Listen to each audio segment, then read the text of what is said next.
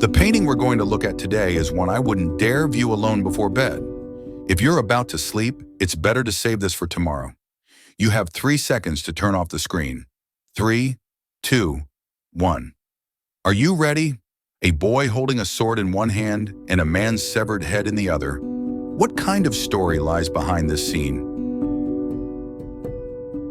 The story of David and Goliath, found in 1 Samuel 17, is one of the most iconic tales from the Bible, illustrating themes of faith, courage, and the triumph of the underdog.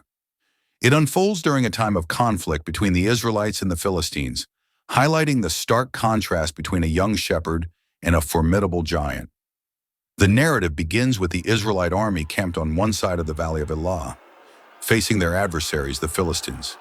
Among the Philistines stood Goliath, a giant warrior over 9 feet tall, clad in heavy armor and armed with a sword, spear, and shield.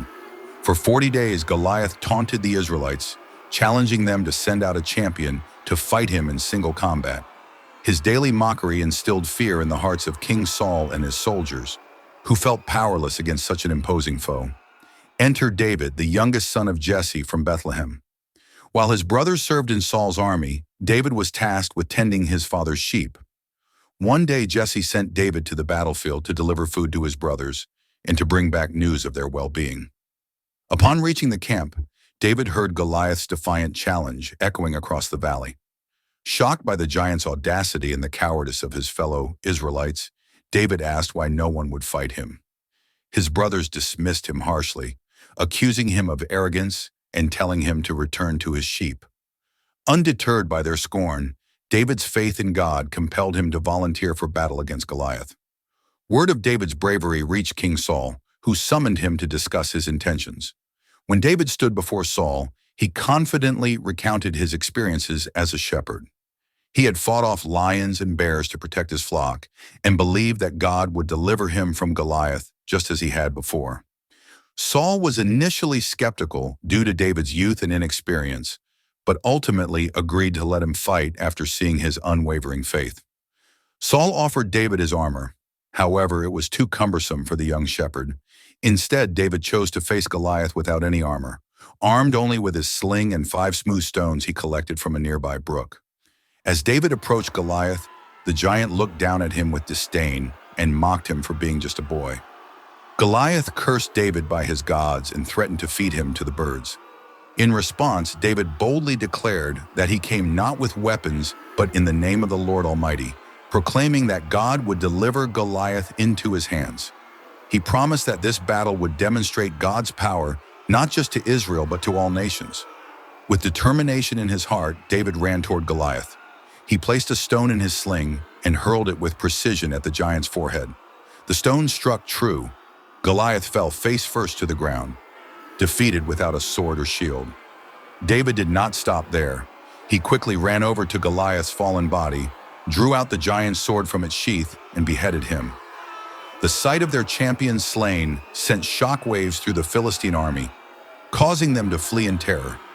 Meanwhile, the Israelites rallied behind David's victory and pursued their enemies with newfound courage. One of Italy's most renowned Baroque painters, Michelangelo Merisi da Caravaggio, captured this dramatic moment in his painting. However, the David depicted in the artwork shows no trace of joy. Why is that? The answer lies deeply connected to the artist himself and the motivations behind the creation of this piece. Caravaggio lived a turbulent life marked by extraordinary talent and personal strife.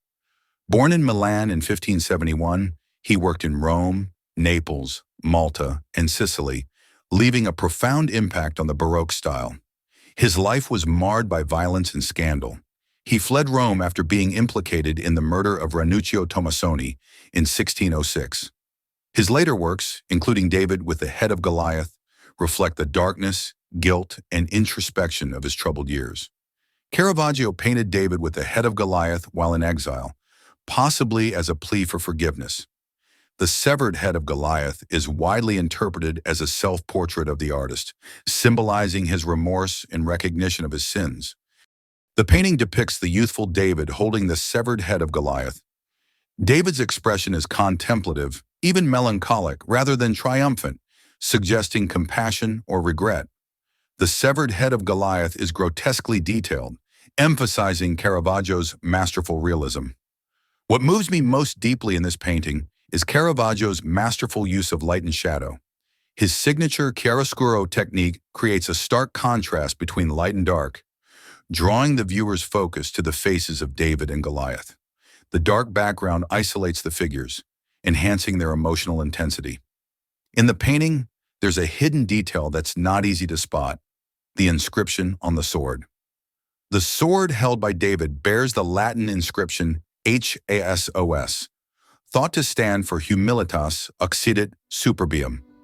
It means humility kills pride, underscoring the moral themes of repentance and humility. To me, this is no longer just a painting. The work resonates as both a narrative of biblical triumph and a deeply personal confession. The painting is held in the Galleria Borghese in Rome, where it continues to captivate viewers with its raw intensity, profound psychological insight, and stunning technical execution.